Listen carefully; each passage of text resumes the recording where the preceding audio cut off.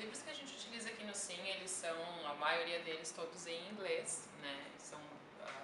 Não são muitos traduzidos porque a informação ela é mais recente, né? Se a gente for esperar chegar uma tradução, então o livro já vai estar um pouco defasado e essas fontes em inglês elas são mais recentes. A gente tem aqui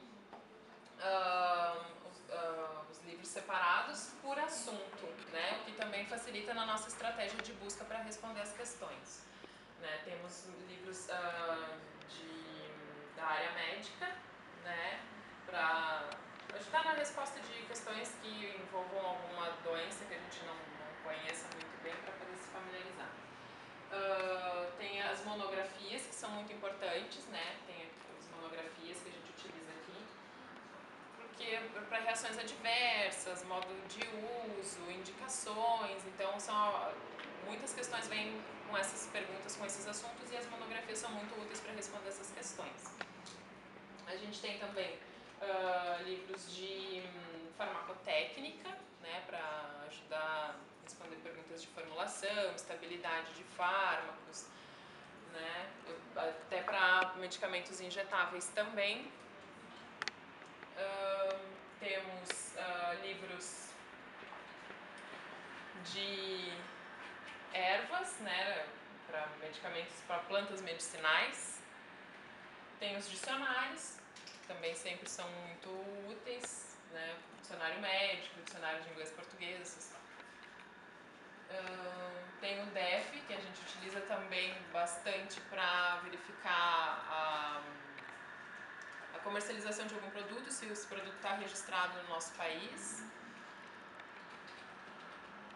Temos aqui as bases de farmacologia também, né, os livros de farmacologia.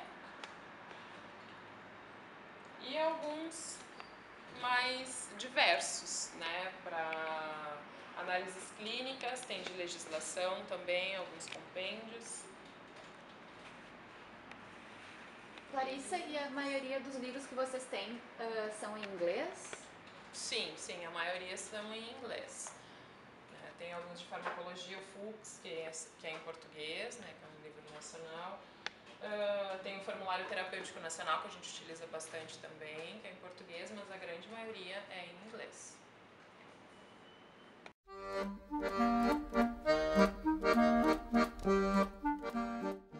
Bruno, como se recebe as perguntas? Então, Agnes, todas as atividades que a gente faz aqui são documentadas, né? Já que é um centro de informações, a gente documenta todas as informações que a gente recebe. Então, a gente pode receber as questões por e-mail, por telefone, por fax ou pessoalmente. E então, a partir da pergunta que vem, a gente tem a nossa ficha de solicitação e a gente preenche alguns dados, como quem recebeu, o horário, né, para a gente conseguir fazer o cálculo de tempo de envio da resposta, dados de identificação do solicitante, né, qual que é o profissional, qual que é a instituição que ele trabalha, e a gente classifica o tema da questão, que é com base no tema da questão que a gente vai fazer as buscas nas fontes de informações. E quais os principais temas que o SIM atende? O SIM atende principalmente temas sobre administração, modo de uso de medicamentos, então como que prepara, como que deve ser administrado, né, no paciente, como tomar o medicamento, questões sobre estabilidade de medicamentos, então estabilidade de preparações injetáveis ou de suspensões, soluções orais, reações adversas, então às vezes a pessoa pode mandar algum caso, né, do paciente, o que ele está apresentando, e aí a gente pode ver sobre os medicamentos quais que podem dar essa reação adversa, ou interações medicamentosas também. Às vezes o usuário ele manda para nós os medicamentos que o paciente está utilizando e a gente cruza, vê se tem interações ou reações adversas.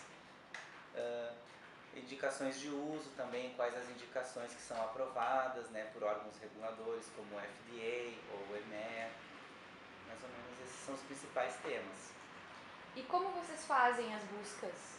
Então, a gente faz sempre um fluxo de busca que ele sempre se repete. Então a gente inicia de acordo com o tema da questão, a gente faz a busca nas fontes de informações. Primeiro nas fontes terciárias, que são os livros e as bases de dados, que são fontes que já foram trabalhadas, né?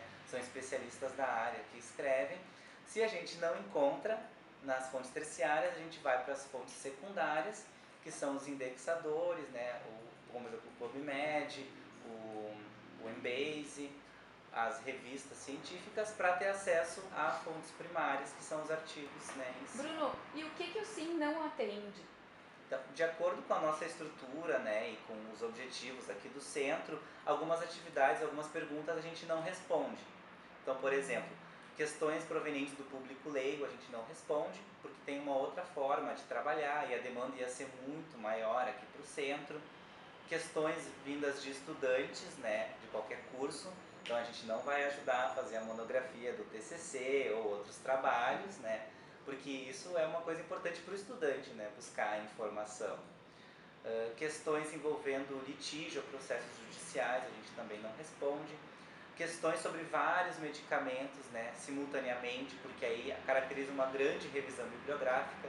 Então, por exemplo, se a gente recebe uma questão contendo 10, 15 medicamentos injetáveis, querendo saber modo de uso, estabilidade, né, como administrar no paciente, conservação.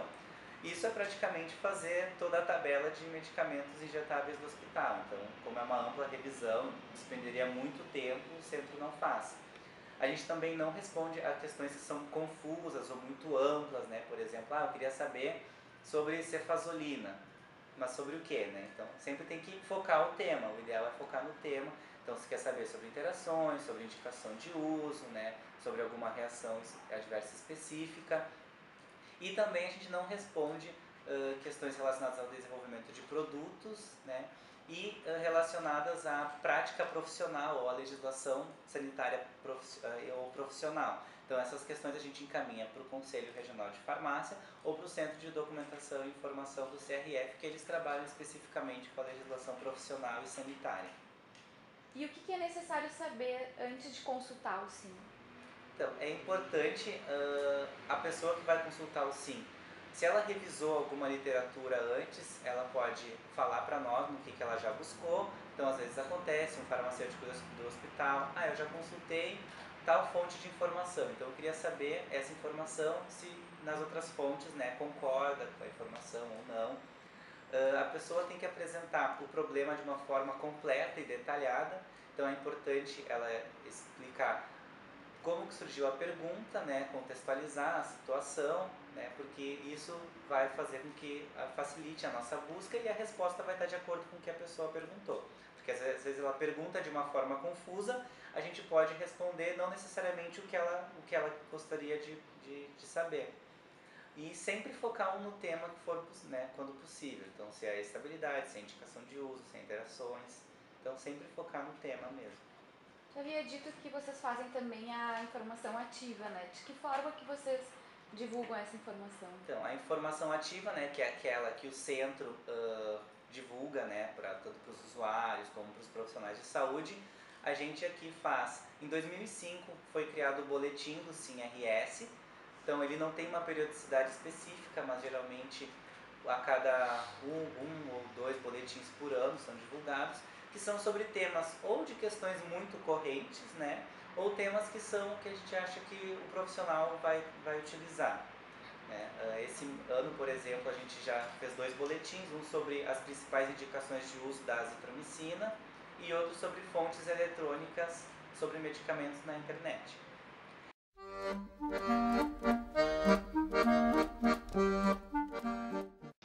Então agora eu vou apresentar para vocês as nossas formas de fazer o que a gente chama de informação ativa. Então aqui está a nossa página do boletim informativo do SIM-RS. Né? Aqui tem uma breve introdução do que é o boletim. Nós temos o índice dos nossos boletins publicados.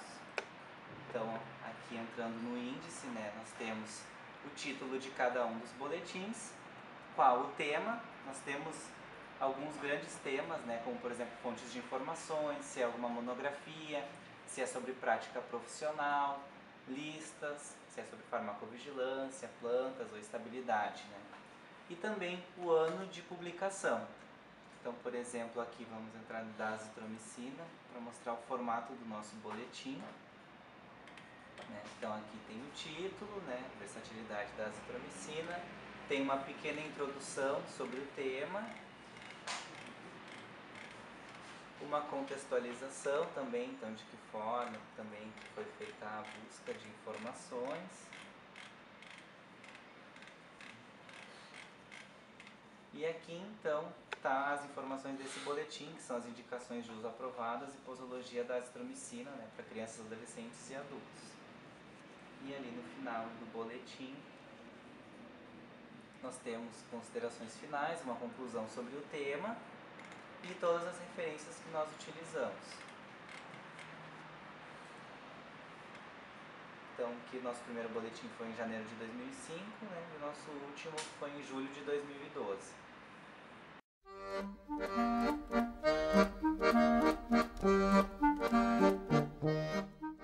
Então aqui nós temos o blog do SimRS, né, que está o endereço.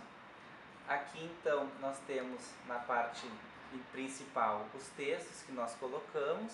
Então, por exemplo, esse último aqui, devido à semana do aleitamento materno, então a gente pensou em colocar algumas ferramentas de informações para pesquisar sobre medicamentos e amamentação.